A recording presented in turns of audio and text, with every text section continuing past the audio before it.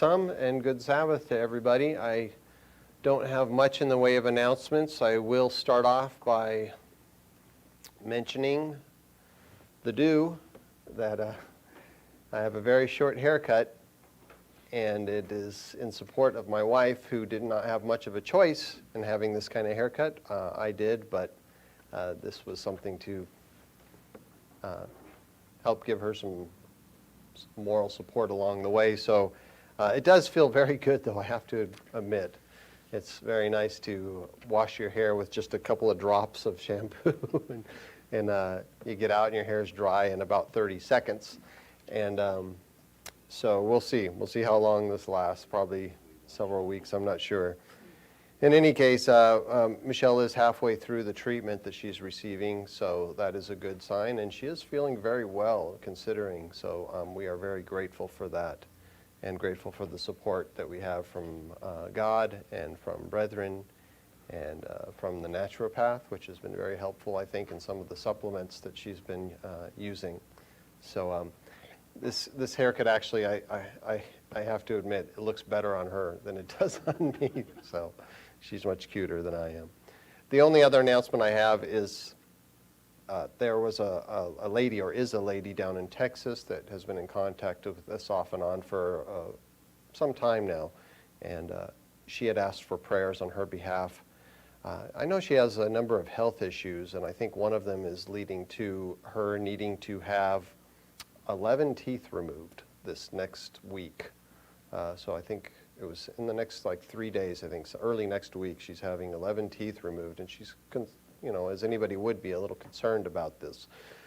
So her name is Donna Gagos. I think that's how it's pronounced, Gagos, and she's down in Sealy, Texas, and she had asked for prayers on her behalf. Let's go ahead and open up to the book of Jude once again. The book of Jude, to begin the message today. Last week I had given a sermon regarding a warning from the elder Jude, and he had explained that there were some issues in the Church of God that they were facing at that time, and he wrote about people that believed in God, people that were mingling among brethren. They were attending church services and their church activities, and these individuals thought very highly of themselves, and at the same time, they were discounting the teaching of true ministers in the Church of God. And in this way, they were portraying themselves as being teachers of Christ and misleading people in a variety of ways. Now, we saw how that reflects activity that is happening throughout the Church of God in some areas and among some people today. Now, Jude had made a comparison between those individuals and three individuals in the Bible from history. He had said that they have went in the way of Cain, and we reviewed, therefore, what we know about Abel's brother, Cain, and we saw how that Cain was not entirely evil or wicked, as some have thought, that he was an individual who did accept God's existence, and he did honor God to a degree. And of course, there's the problem, to a degree. So we see that Cain was not fully committed to God. And Jude also spoke of another individual that was compared to these men and some women who crept into the church unaware. And he said this in Jude 11. He said, "Woe to them, for they have gone in the way of Cain, have run greedily in the error of Balaam for profit." And that is going to be the focus today. What is this comparison now between these people and what Balaam did that deserves a woe? Because Jude says, woe to them. Is there anything that perhaps we should consider so that we don't make the same type of error?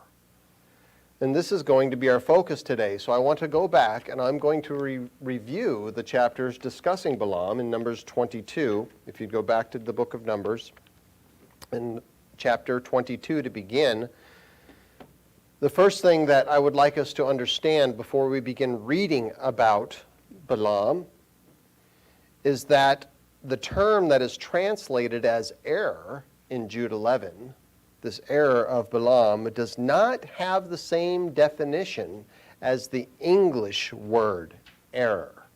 Now, when we think of an error, what do you think of? A mistake.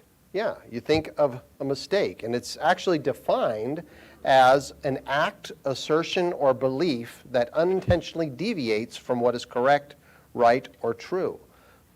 Unintentional. I made a mistake, an error. But the term that is used to describe what Balaam did doesn't indicate that it was unintentional at all. It actually is defined as something that is intentional. It means fraudulence. It means straying from orthodoxy or piety. It means deceit or to deceive, the act or process of, therefore, deluding. So this means that God's inspired view of what Balaam did was not because he made a mistake. His error was intentional. But did it start out that way? That's a good question. So before we begin reading Numbers 22, let's give a little context of what's happening in the history of Israel. They had come out of Egypt, and they had experienced a great many things. They had this is the event we're going to pick up here, is long after they had been given the Ten Commandments at Mount Sinai. And they had been on the move in the wilderness for many years, likely 2, maybe 3 decades. And they were having great success, that is, in defeating those people who would come up against them in the wilderness. And of course, the credit goes to God, who was giving them strength and also causing those people in the area that were hostile toward Israel to be afraid of them.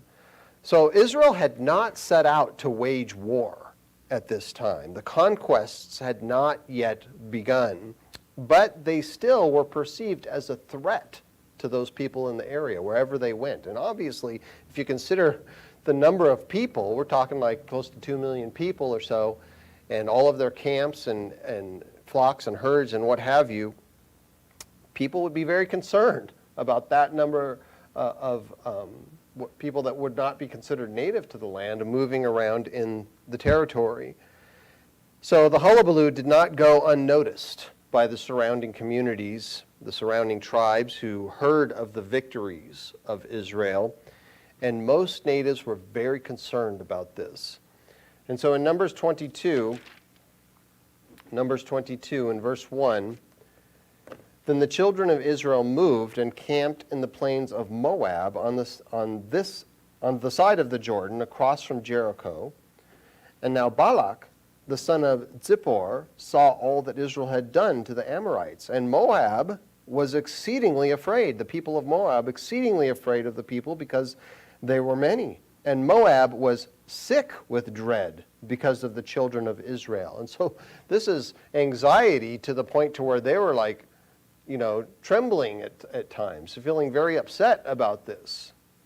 And of course, I think this is a fulfillment of Exodus 15:15, the Song of Moses, after they had went across the Red Sea, where it was said that trembling will take hold of the enemies of Israel.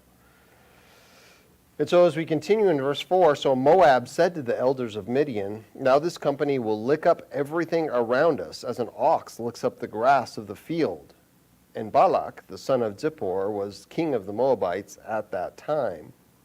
And he sent messengers to Balaam, the son of Beor, at Pethor, which is near the river in the land of the sons of his people, to call him, saying, look, a people has come from Egypt.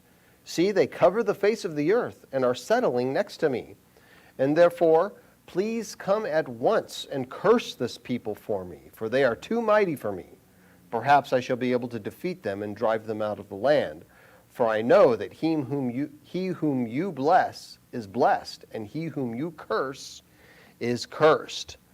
So he reaches out to this religious individual. He was well known in the land, Balaam, and the Moabites believed he was able to influence situations supernaturally. Now, whether or not he actually could influence situations supernaturally is not known. It's assumed because of what what the history says here, but we don't know for certain. In fact, we don't know much about Balaam's history prior to this event. But as we continue, we are going to see that this man, Balaam, was in fact familiar with the true God, with the God of Israel, and apparently he did recognize him as God, and he had a degree of respect for this God of Israel. Now, whether or not also Balaam also revered the devil or some other gods is not entirely known, but certainly it appears that the respect he had for the God of Israel was not equal to those other gods, that he held the God of Israel to be superior. The Bible story books, and I read through them in studying this message, I read through the section regarding Balaam, and these are the Bible story books that were produced by Worldwide Church of God under the leadership of Mr. Armstrong. And they portray Balaam as being very wicked from the very beginning. But in my study, it seems like that is unclear. Now, obviously, he was not an entirely honest individual, as we will see. And there was a degree of malice, I think, in his mind. But I don't know, I wouldn't say that he was just entirely wicked from the very start. And we'll see that as we continue. In verse 7, so the elders of Moab and the elders of Midian, here we have Balak calling for Balaam to come down and curse Israel, and then he sent elders of Midian, and they departed with a diviner's fee in their hand, and they came to Balaam and spoke to him the words of Balak. And he said to them, that is, Balaam said to these people after they spoke to him, lodge here tonight, and I will bring back word to you as the Eternal speaks to me. And so the princes of Moab stayed with Balaam. And then God came to Balaam and said, who are these men that are with you? Now, obviously, God knew who these men were. I think this was God testing his honesty. And so Balaam said to God, Balak, the son of Zippor, king of Moab, has sent to me, saying, look, a people has come out of Egypt, and they cover the face of the earth. Come now, curse them for me. Perhaps I shall be able to overpower them and drive them out. And God said to Balaam, you shall not go with them. You shall not curse the people, for they are blessed. And so Balaam rose in the morning and said to the princes of Balak, go back to your land, for the Eternal has refused to give me permission to go with you. And the princes of Moab rose and went to Balak and said, Balaam refuses to come with us. And then Balak again sent princes more numerous and more honorable than they.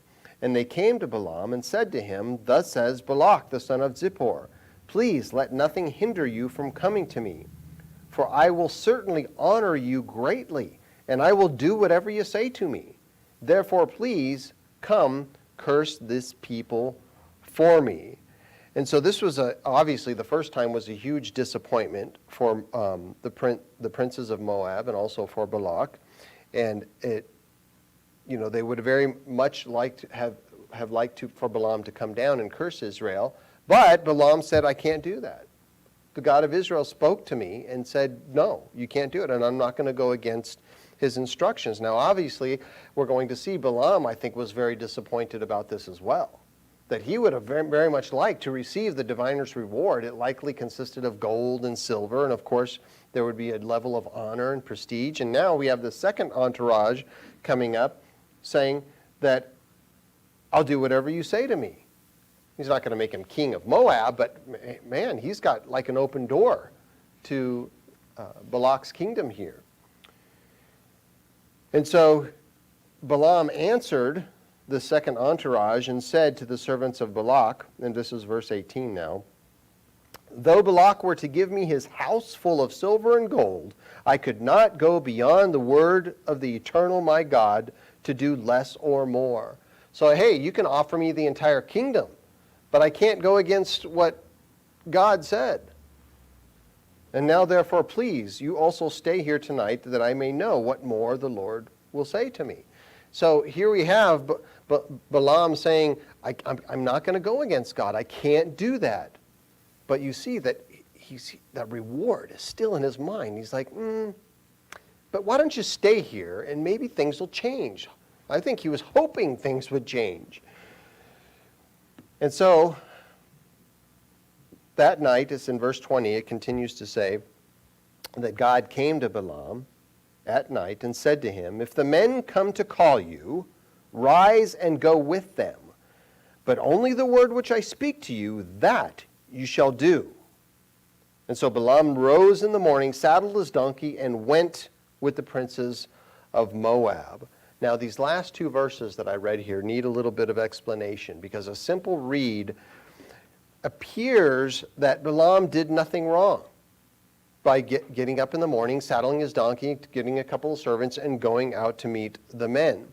However, when we see the terminology that is used here, and we're going to read the next verse where God was upset about him leaving and going with these people, we see that God said, "If the men come to call you, rise and go with them." He wasn't talking about the first time that the princes came. He wasn't talking about the second entourage. He's saying, if they come to call you now, again, rise and go with them. But Balaam didn't wait for this, did he? He didn't wait for them to come call him in the morning. In fact, the princes the evening prior thought it's a done deal. He already said, "I can't go.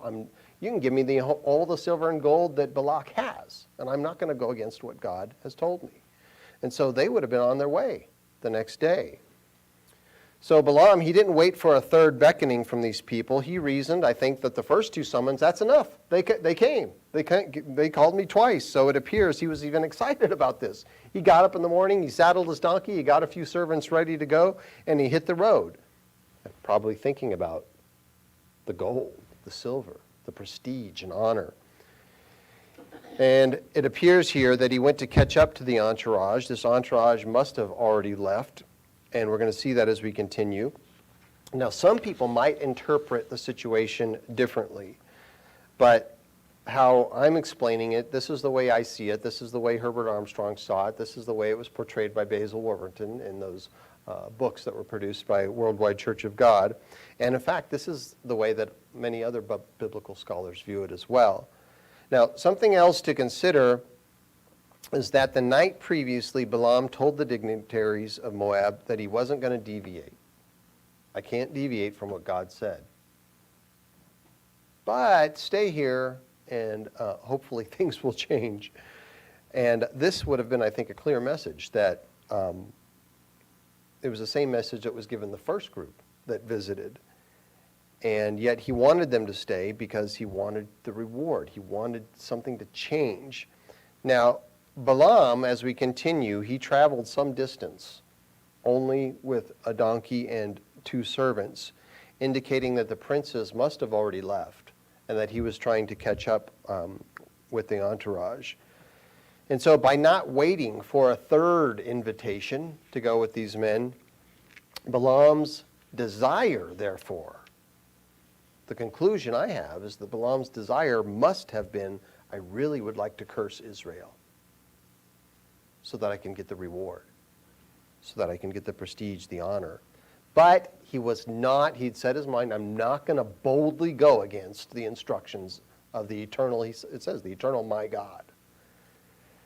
So as we continue in verse 22 here, it says, "Then God's anger was aroused because he went, and the angel of the Eternal took his stand in the way as an adversary against him. And Balaam was riding on his donkey, and his two servants were with him. And the donkey saw the angel of the Eternal standing in the way with his drawn sword in his hand, and the donkey turned aside out of the way and went into the field." So the donkey's like, "Danger, danger, no, don't go that way." And so Balaam was upset about this, though. He struck the donkey to turn her back onto the road. And then the angel of the Eternal stood in a narrow path between the vineyards, with a wall on this side and a wall on that side. And when the donkey saw the angel of the Eternal, she pushed herself against the wall and crushed Balaam's foot against the wall. And so he struck her again. And then the angel of the Eternal went further and stood in a narrow place where there was no way to turn either to the right hand or to the left. And when the donkey saw the angel of the Eternal, she lay down under Balaam and just didn't move. So Balaam's anger was aroused, and he struck the donkey with his staff, really upset about this deviation from the path that he wanted to travel. And then, at this point, something amazing happened.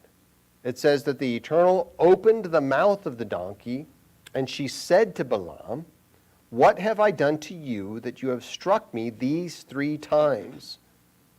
And Balaam answered the donkey, saying, "Because you have abused me, and I wish there were a sword in my hand, for now I would kill you." And so the donkey said to Balaam, "Am I not your donkey on which you have ridden ever since I became yours to this day?" In other words, haven't I been faithful to you all this time? Was I ever disposed to do this to you? And Balaam said, No, you haven't treated me like this. So I think this was instilling a bit of a feeling of guilt in Balaam. Now this is an amazing part of the story, and of course, this is where many people get tripped up. Many people find this very hard to believe. And of course, the difficulty surrounds what? A talking donkey. You know, people might have images of the old Mr. Ed, the 50s television show, Talking Mr. Ed, the horse that talked, and he had little strings attached to his upper mouth here, and they'd kind of pull on him, and it'd look like he was talking. There would be somebody there with a microphone talking for the horse. And it was kind of silly, kind of humorous. But that's not what was going on here. There were no strings attached to this donkey. It actually did speak. Now, whether or not it was God interpreting what this animal was thinking, or I think this was God putting words into the animal's mouth, but people question it. So the question we ask ourselves, did it really speak? Did this animal really speak? And if so, why did God choose to perform this miracle? Because it does seem quite odd, doesn't it? Seems like an odd miracle. Well, to begin, God told Balaam only to go if the princess came to call him. And he wasn't talking about the first entourage. He wasn't talking about the second time that they arrived. He was talking about if they come to ask you to go again. And so it appears, therefore, God leaned toward, anyway, desiring for Balaam not to go. But he wasn't sold on the idea. And so God was not going to prevent it. He could have easily stopped Balaam from going at all, but he didn't. Not entirely. He was just trying to push him in one direction, saying, are you going to go in the direction that I'm leading you? And Balaam was refusing. So Balaam was riding on this donkey, and obviously it appears that he had this donkey for some time. He knew the animal. He knew that the animal had served him very well for many years. And the angel standing in the way caused the animal to go off path, to go in a different direction. And this, I think, was in part a sign that God didn't desire for Balaam to go that way.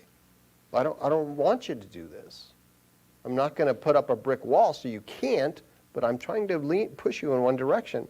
Now, despite the angel getting in the way of the donkey 3 times, Balaam was as upset about this deviation, very upset, to the point where his frustration, he was letting it out on the donkey here. But this donkey was actually trying to protect him. You know, he saw what Balaam did not see initially. And danger, we go that way, we're going to die. And so what this represents, therefore, I believe, is that Balaam was determined to do what he wanted to do, despite the fact that God was saying, I would rather you do this. And God was giving him an opportunity. Are you going to do what I would like you to do? Or are you going to choose your own way? Because if you choose your own way, there's danger there. And it's a lesson for us. There is a lesson in this story for us. You see, could it be that God sometimes presents us with circumstances, with situations that he is attempting to move us in one direction, but we push against it? We keep pushing forward. Do we get upset? Do we get angry when things don't go the way we would like them to go? Not considering the fact that maybe this is something God prefers that we did not do. Now, this happened to Balaam 3 times. Every time he pushed back. And the number then turns to 4 as we continue, and these numbers, they might be prophetic, and I'm going to discuss that a bit later. And so the donkey spoke to Balaam, and Balaam responded, and I'm sure the mood was tense. I mean, this kind of just spells out, here's what happened, and here's what happened, here's what happened. But I think Balaam was likely shocked at what had happened, that his donkey speaking to him, but just, what do you say? You respond, well, and of course, what do? We try to excuse ourselves. Well, you're trying to hurt me, so I'm pushing back. Now we see that the angel of the Eternal reveals himself to Balaam in the next verses here, verse 31.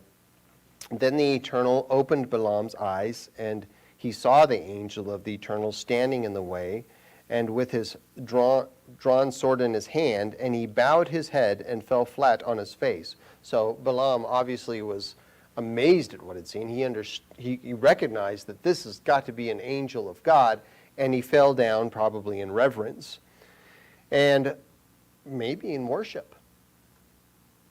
Who was this angel? I think this was Christ, because the angel did not say, stand up, don't worship me. Instead, the angel of the Eternal said to him in verse 32, why have you struck your donkey these 3 times? Behold, I have come out to stand against you, because your way is perverse before me. And so his direction was going in the direction that God did not desire, wasn't going to stop it, but he didn't want you to go that way. But also, could he be talking about your way of thinking is perverse before me? So I've come out to stand against you. And then he goes on to say, this angel goes on to say, the donkey saw me and turned aside from me these 3 times. If she had not turned aside from me, surely I would have killed you by now, and let her live. And Balaam said to the angel of the Eternal, I have sinned, for I did not know you stood in the way against me. Now therefore, if it displeases you, I will turn back. And so again, I think this was a test that God was giving Balaam, because the angel of the Eternal replied to Balaam, go with the men, but only the word that I speak to you, that you shall speak. And so Balaam went with the princes of Balak. And so it appears that God was going to give Balaam further opportunities to prove himself. He was already heading in the wrong direction physically and perhaps spiritually, but would that same path continue to be traveled? Would he have a change of heart toward the God of Israel? Well, like all of us, Balaam had a choice in this matter. You know, God does not force anybody to choose his way of life. He allows circumstances, he orchestrates situations at times, and he gives us the opportunity to choose what we are going to do. It's the same situation that Adam and Eve faced so long ago, and it's continuously repeated throughout the scriptures and continuously is happening unto this day, that we have 2 choices. What are we going to do? The 2 trees. Numbers 22, and continuing in verse 36 this time. Now when Balak heard that Balaam was coming, he went out to meet him at the city of Moab, which is on the border at the Arnon, the boundary of the territory. Then Balak said to Balaam, did I not earnestly send to you, calling for you? Why did you not come to me? Am I not able to honor you? And Balaam said to Balak, look, I have come to you now. Have I any power at all to say anything? The word that God puts in my mouth, that I must speak. So he was again giving this little forewarning here. Look, I'm here now, but it doesn't mean that I'm going to curse Israel. I'm going to repeat the words that God says to me. And so this seems to start off well in the conversation anyway, but how is this going to turn out? Let's continue. So Balaam went with Balak, and they came to Kajath Husath. And Balak offered oxen and sheep, and he sent some to Balaam and to the princes who were with him. And so it was the next day that Balaam took that Balak took Balaam and brought him to the high places of Baal, that from there he might observe the extent of the people.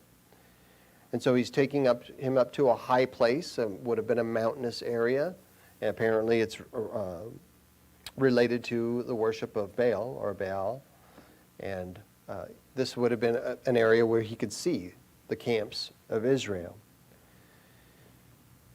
In chapter 23 and verse 1, then Balaam said to Balak, build 7 altars for me here, and prepare for me 7 bulls and 7 rams.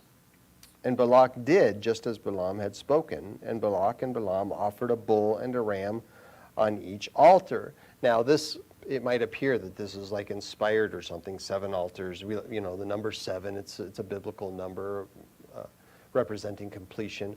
I don't think that God inspired Balaam to give these instructions, to make 7 altars and to offer 7 offerings of 2 different animals on each one. Then Balaam said to Balak after this was done, stand by your burnt offering, and I will go. Perhaps the Eternal will come to meet me, and whatever he shows me, I will tell you. And so he went to a desolate height. And God met Balaam, and he said to him, I have prepared 7 altars, and I have offered on each altar a bull and a ram. And then the Eternal put a word in Balaam's mouth and said, return to Balak, and thus you shall speak. And so the words that we are going to hear next is what God told Balaam to say to Balak. So he returned, and there he was, standing by his burnt offering, he and all the princes of Moab. And he took up his oracle, which is basically a term meaning like a discourse or a proverb, and said, Balak, the king of Moab, has brought me from Aram, from the mountains of the east. Come curse Jacob for me, and come denounce Israel. How shall I curse whom God has not cursed? And how shall I denounce whom the Eternal has not denounced? From the top of the rocks I see him, speaking of Israel, the people of Jacob. And from the hills I behold him. There, a people dwelling alone, not reckoning itself among the nations. In other words, not thinking there's something great or something wonderful. Who can count the dust of Jacob, or number 1/4 of Israel? Let me die the death of the righteous, and let my end be like his. And so if I could be like Israel, that's good. If God looks at me like he does the people of Israel, I'll be happy with that. I'll be satisfied with that. And so these are very positive words about the people of Israel. Obviously not a curse, as Balak had hoped. Some of these words are actually prophetic about the people of Israel. It refers to them like grains of dust, and that's very similar to what God told Jacob in Genesis 32 and verse 12, where he told Jacob that he would make his descendants as the sand of the sea, which cannot be numbered for multitude. Very similar. Something good to have in your side notes here, I think, with this scripture. And so God was speaking to the princes of Moab here through Balaam. And these words greatly displeased the king, obviously. He was looking for a curse. He wanted to be able to destroy the people of Israel, and instead, what does he get? A blessing. Numbers 23 and verse 11. Then Balak said to Balaam, what have you done to me? I took you to curse my enemies, and look, you have blessed them bountifully. And so he answered and said, must I not take heed to speak what the Eternal has put in my mouth? And then Balak said to him, please come with me to another place from which you may see them, and you shall see only the outer part of them, and shall not see them all, and curse them for me from there. So he's hoping that if he takes them to another place where he doesn't see all the people, maybe just sees a little bit of them, he's not going to have such a positive thought in his mind about Israel. Perhaps, the geographical location will cause you to think something else about these people. And so Balak brought Balaam to the field of Zophim, the top of Pisgah, and built 7 altars and offered a bull and a ram on each altar. And again, as we're going through this, we see all these descriptions of places, the field of Zophim at the top of Biscah and Peor and in the field of so-and-so. And I think this is just further proof that the Bible is a historical document. If somebody was just telling a story, there would be no reason to give these details about these names of this place over there or by that mountain. It doesn't serve any other purpose except for to show you, look, here is where these events took place. And people that were aware of those locations would say, I know where that's at. There may even still be some evidence of those 7 altars still there. Or at least there would have been for some time. And so let's continue in verse 15. Balaam said to Balak, now stand here by your burnt offering while I meet the Eternal over there. And then the Eternal met Balaam and put a word in his mouth and said, go back to Balak, and thus you shall speak.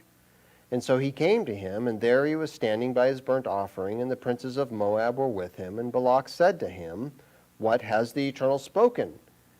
And then he took up his oracle, his adage, his discourse, and said, rise up, Balak, and hear. Listen to me, son of Zippor. God is not a man that he should lie, nor a son of man that he should repent. Has he said, and will he not do? Or has he spoken, and he will not make it good? Behold, I have received a command to bless, and he has blessed, and I cannot reverse it, is what Balaam is saying here. He has not observed iniquity in Jacob, at least not at this time. We know that he did observe iniquity among the people of Israel at one time, but they were apparently on the right track right here, and God had a plan for them. Nor has he seen wickedness in Israel. So it's not the kind of evil that would warrant a curse against the people of Israel. And then the Eternal, his God, is with him, and the shout of a king is among them. God brings them out of Egypt. He has the strength like a wild ox. And for there is no sorcery against Jacob, nor any divination against Israel. It now must be said of Jacob and of Israel, oh, what God has done. Look, a people rises like a lioness, and lifts itself up like a lion, and it shall not lie down until it devours the prey and drinks the blood of the slain. So this is figurative speech, talking about, Israel was going to absorb the livelihood. Life is in the blood, but Israel would move into the land, drive the people out, and absorb the livelihood of the pagan communities. So again, acclamation, blessing of Israel, not what Balak was hoping for. So it seems that Balaam was doing the right thing, at least in part. And I think that's where it is. In part. He was partly doing the right thing by repeating God's words as they were told to him. In verse 25, then Balak said to Balaam, neither curse them at all, nor bless them at all. In other words, don't say anything. If you can't say what I want you to say, don't say anything. Just keep quiet about it. So Balaam answered and said to Balak, did I not tell you, saying all that the Eternal speaks, that I must do? And so again, seeing that this location did not yield the results that Balak would have liked to have heard, he thought to try someplace else. And in all of this, something we have to consider, that in all of this, Balaam could have refused. He could have refused to go in the first place. He could have refused to participate in any of this. I've told you, God isn't going to change his mind. Why are we doing this over and over again? I'm not going to do this anymore. He could have stopped, but he did not. Balaam did not stop in his attempts to change the situation. And it's because I believe Balaam had hoped that the situation would change, that he could curse Israel, that he would be able to receive this reward. And of course, this leads to the description of greed by Jude. Run greedily in the error of Balaam. He wanted the reward. He wanted the prestige. He wanted the honor.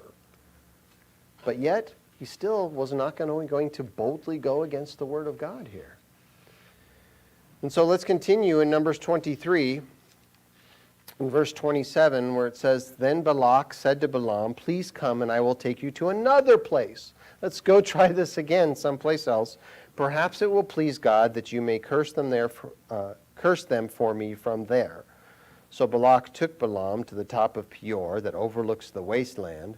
And then Balaam said to Balak, Build for me here 7 altars, and prepare for me 7 bulls and 7 rams. And Balak did as Balaam had said. Where am I? Oh, I lost my place. Yeah, that's right. And he offered a bull and a ram on every altar. Now when Balaam saw that it pleased the Eternal to bless Israel, he did not go as at the other times to seek to use sorcery, but he set his face toward the wilderness. And Balaam raised his eyes and saw Israel encamped according to their tribes, and the Spirit of God came upon him. And then he took up his oracle and said, The utterance of Balaam, the son of Beor, the utterance of the man whose eyes are opened, the utterance of him who hears the words of God, who sees the vision of the Almighty, who falls down with eyes wide open.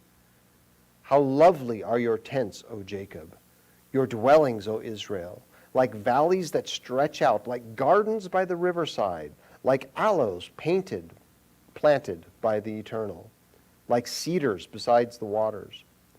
He shall pour water from his buckets, and his seed shall be in many waters. Again, prophecy. His king shall be higher than Agag, and his kingdom shall be exalted. God brings him out of Egypt, and he has strength like a wild ox.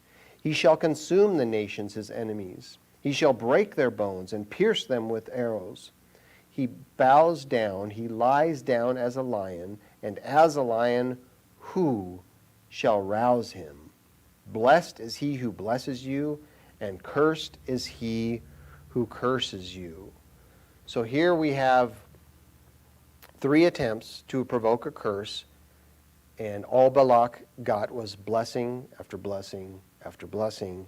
And the frustration reaches a boiling point, you might say, but the king dared not hurt Balaam.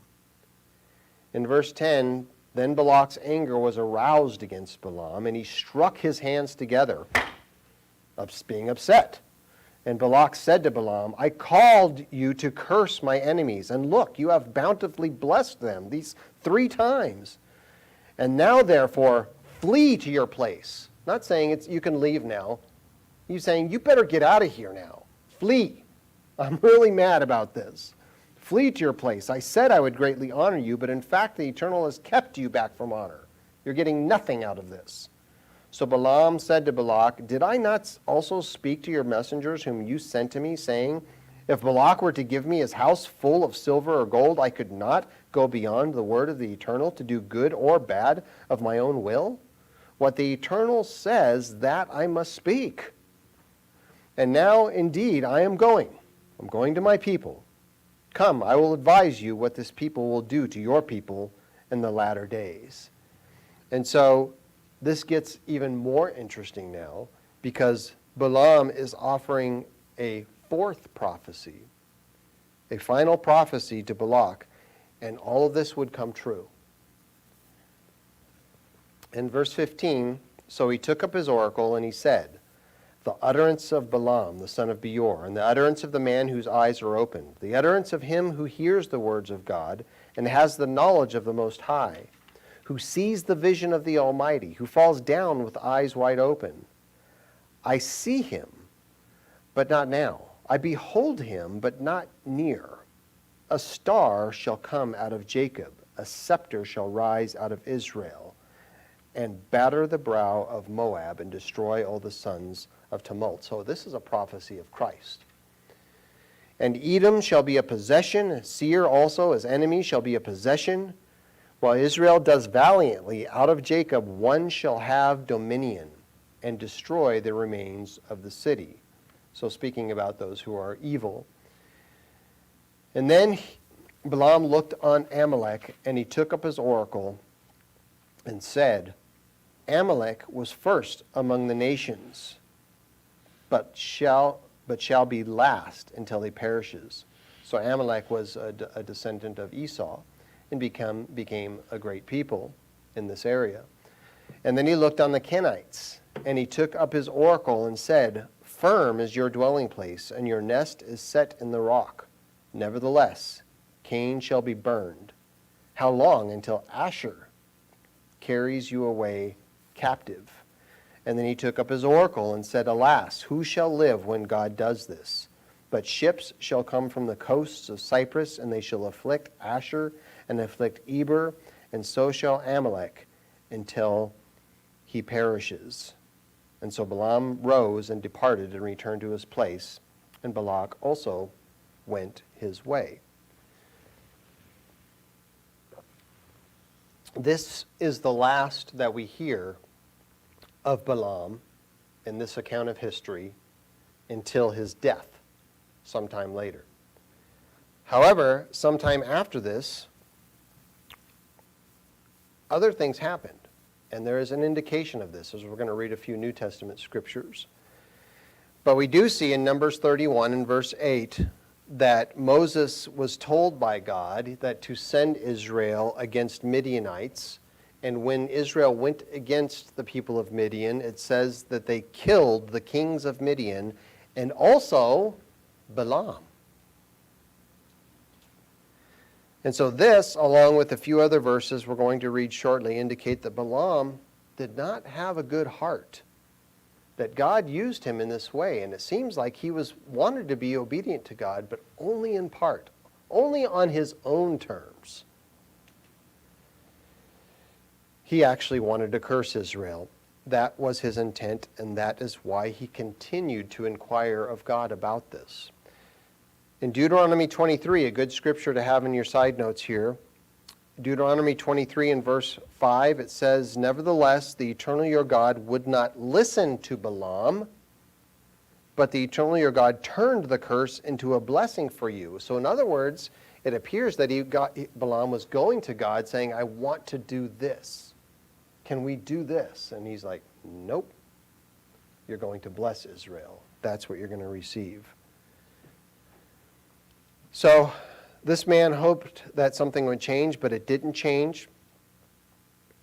And even though Balaam did not openly, boldly proclaim a curse against the people of Israel, he did something after this which is just about as bad.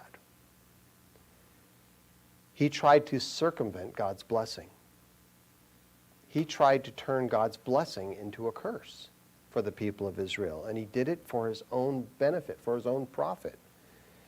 And this is evident if we read what happened next, what happened after this, at least, at some point after this, and it probably was not long.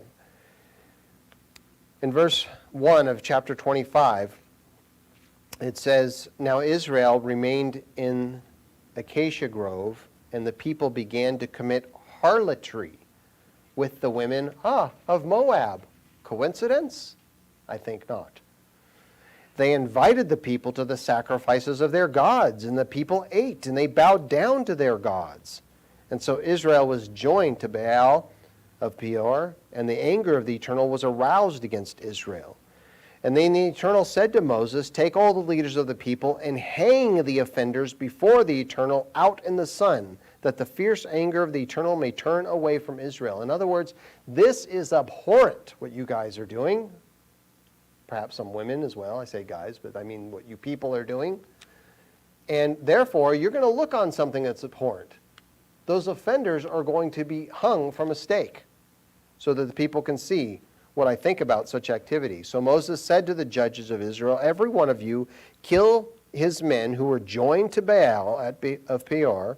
And indeed, one of the children of Israel came and presented to his brethren a Midianite woman in the sight of Moses and in the sight of all the congregation of the children of Israel, who were weeping at the door of the tabernacle of meeting, because many people were getting killed.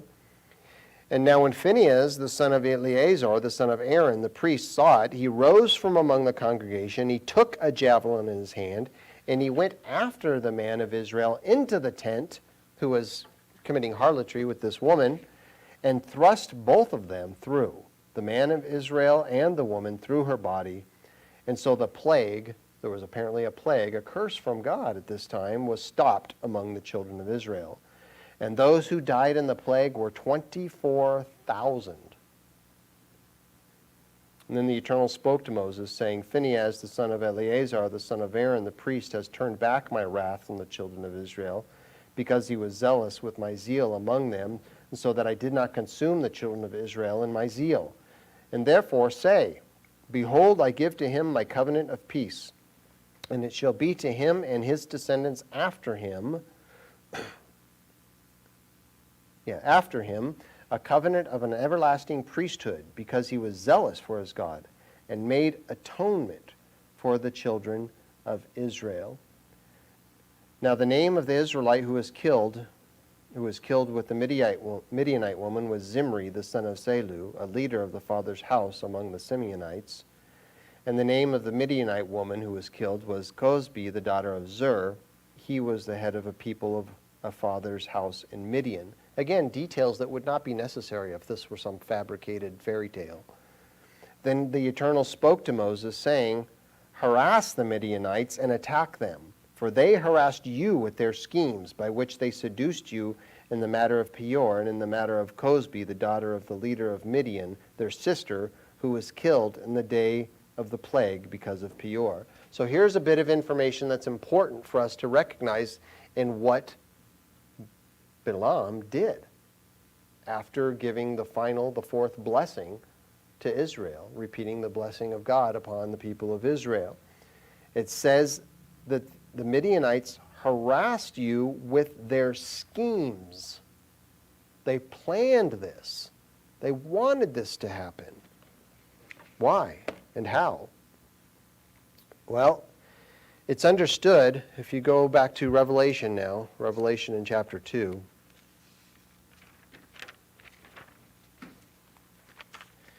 it's understood that the behavior causing a curse upon the people of Israel was the result of Balaam telling Balak to bring women around the people of Israel, to invite them to the feasts of their false gods. Now consider what Christ said in this regard in his third letter to the church in Revelation chapter 2. Before we read it, just for a moment, Jude, we had read it already, he said that there were people who believe in God, that there were people who were not entirely wicked, but it's wicked enough among the brethren there who had run greedily in the error of Balaam for profit. The Apostle Peter said something similar about the similar time in church history. In 2 Peter 2, verse 15, he said that they have forsaken the right way and have gone astray, following the way of Balaam, the son of Beor, who loved the wages of unrighteousness. He wanted to benefit from something that was not righteous. And so with this in mind, to the third era of the church of God, Christ said this in Revelation 2 and verse 12, to the angel of the church in Pergamos, write, These things says he who has the sharp two-edged sword. I know your works and where you dwell, where Satan's throne is, and you hold fast to my name.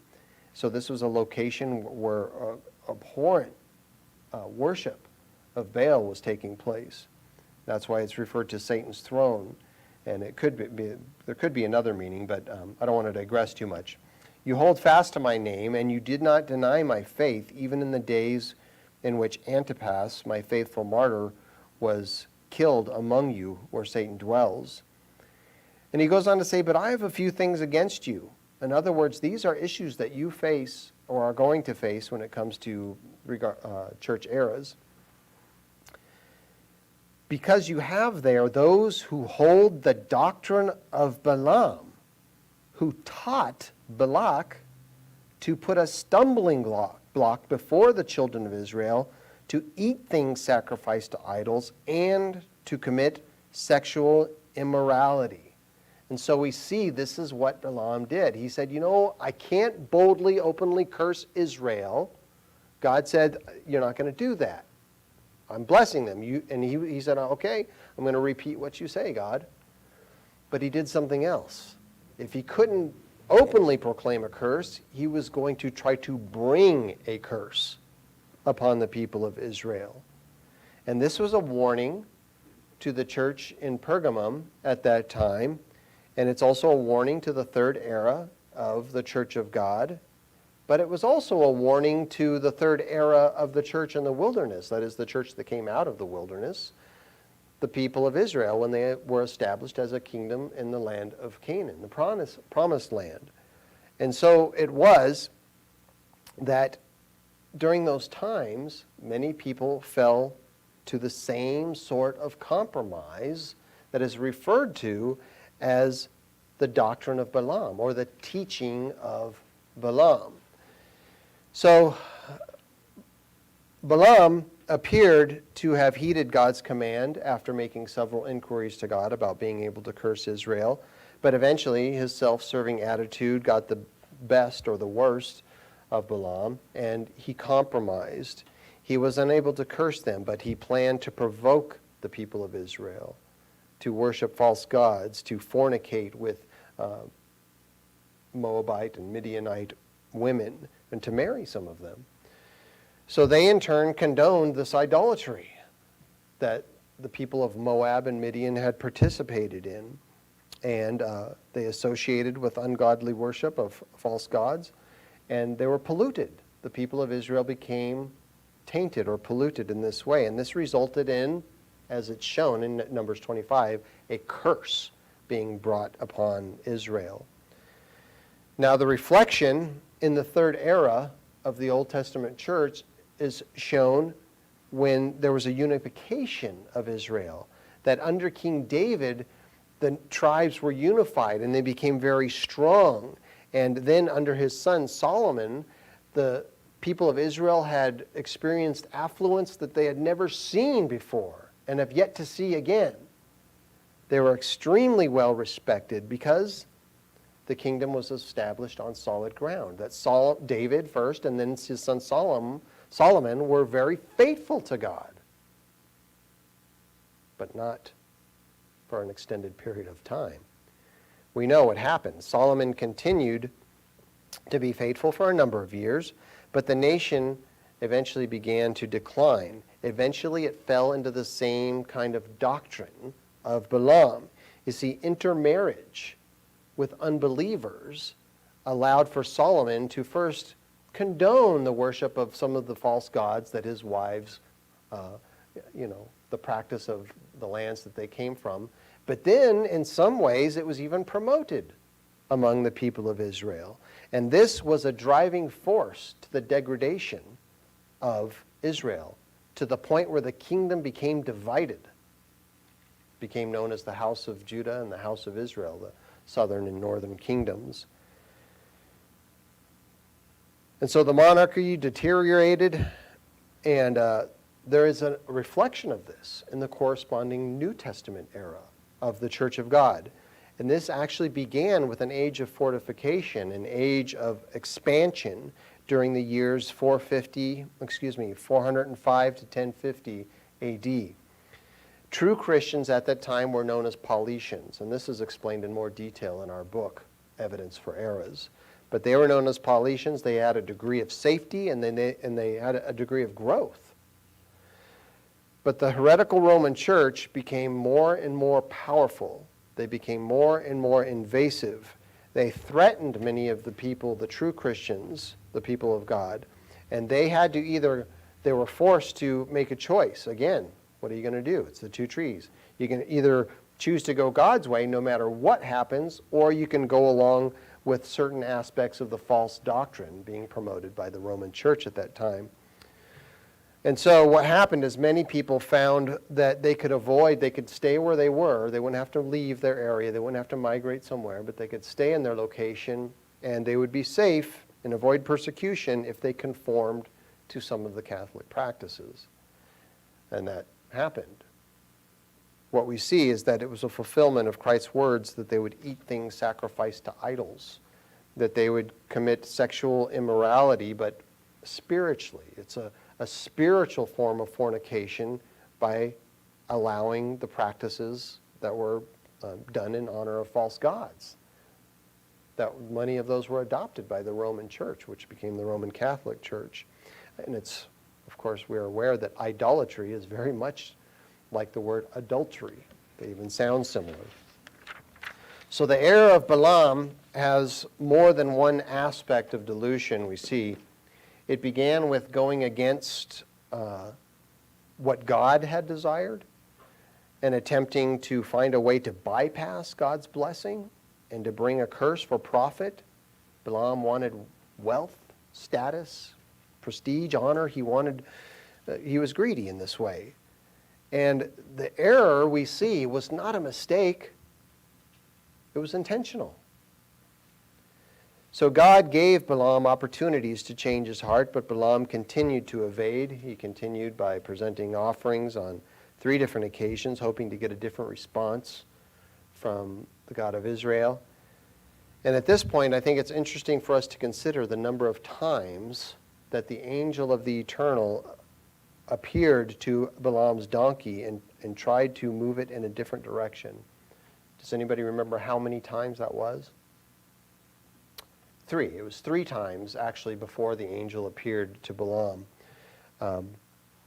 But could this represent, therefore, the 3 times that God went to God after presenting, Balaam went to God after presenting offerings and trying to get a different response? He's saying, I want to go this way, God. And God's saying, nope, you need to go this way. But I want to go this way. Nope, you need to go this way. But I want to go this way. Nope, you need to go this way.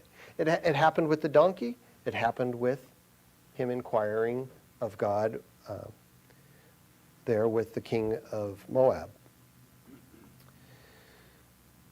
And so God continued to give him the same message over and over, even though he wanted to hear something else. He continued to say, nope, you need to go this way, even though he wanted to go another way.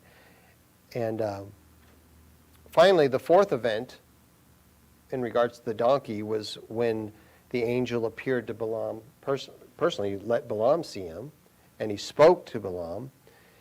And the donkey, we saw the response from the donkey was he was wondering, why are you treating me like this? What? After the faithful service that I've given to you since I've known you, since we've been acquainted, why are you treating me this way? I'm just trying to help you, to help your situation. But could this also represent the fact that God did not deserve to be pushed against? Look, Balaam, I'm trying to help you. This is not going to go well for you if you go that way. But you keep pushing against me. But look, it's not going to go well for you. But you keep pushing against me. Over and over again. And so the 4th encounter could represent, therefore, Balaam's 4th prophecy, clearly stating that God's mind is not going to change about this. You know, Balaam, you can do what you want. But I'm telling you what you should do. And I'm not going to change. And what happened is Balaam actually went off and then did do something that he knew was contrary to what God would have him do. But he did it anyway. And so there is a lesson for us in this that, we experience something similar sometimes. Could we be experiencing something similar right now? Could God be trying to lead us in one direction, but we're saying, no, I want to go this way. But I want you to go this way, Terry. No, I want to go this way. But Terry, you need to go this way. But no, I want to go this way. How much do we fight against, or I should say kick against the pricks or the goads? 3 times? 4 times? I mean, those are not lucky numbers when it comes to Balaam. It didn't work out well for him.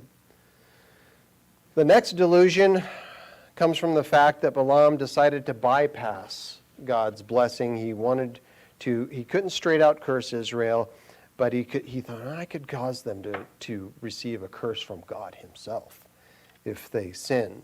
And so he devised a plan to tempt them with evil. But the evil plan, of course, does not excuse the behavior of the people of Israel. They can't say, hey, no, but Balaam and Balak, they did this. Yeah, but you have a choice. So we can't excuse our situation either. We have a choice. Which way are we going to go? Which tree are we going to take from?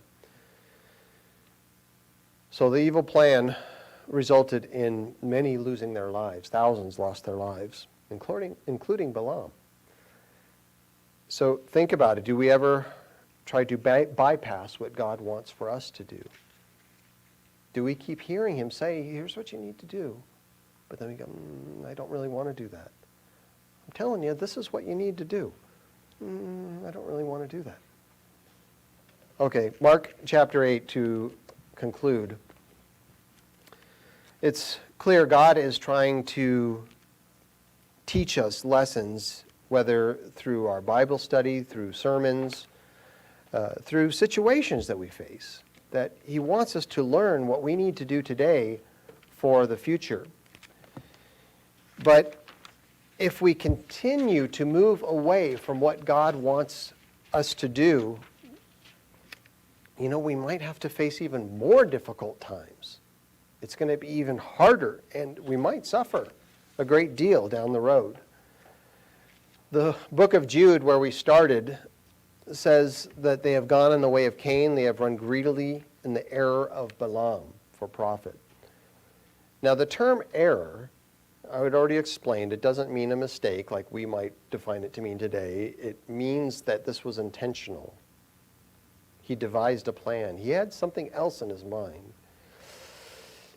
And in fact, it's interesting that the Greek word that is interpreted as error is pronounced plane. What's that sound like? Plan A. Plan A. And it actually indicates a plan to stray from orthodoxy. Now to us it might appear to be, this is plan A, this is what I want to do. But is it really the best plan? Or could it be plan E or plan F? The plan that's going to lead ultimately to failure.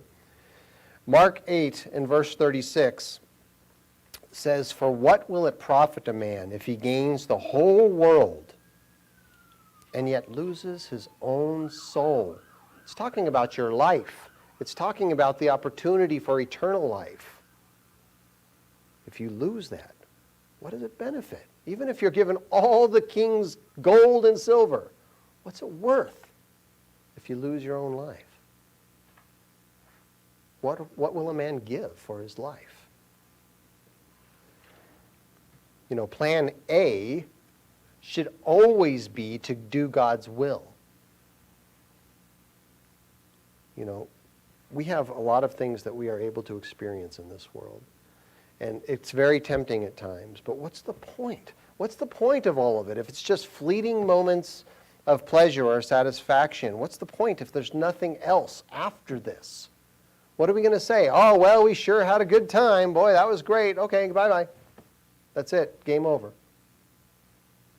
Job 27 in verse 8, and I think it's something that was probably paraphrased by Christ in Mark 8:36. Job 27 in verse 8 says, "What is the hope of the hypocrite, that he may gain much if God takes away his life?" There's no hope if there's no life. Vanity of vanities, says the preacher.